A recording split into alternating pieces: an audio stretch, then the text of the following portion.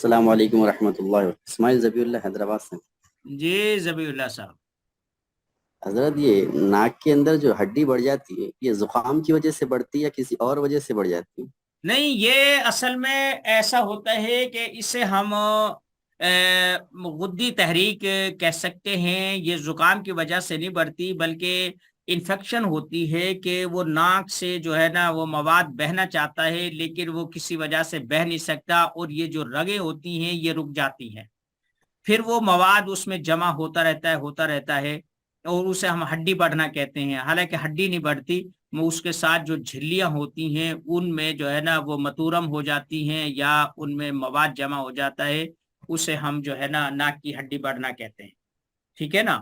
تو اس میں میں جی تو عمومی طور پر یہ جو مکھن ہوتا ہے نا یا کسٹرائل ہوتا ہے یہ لگانے کے لیے کہتا ہوں، اس میں ہلکی سی کالی مرچ بھی ملا دیتا ہوں، چھینکیں آتی ہے، ساری چیز آتی ہے۔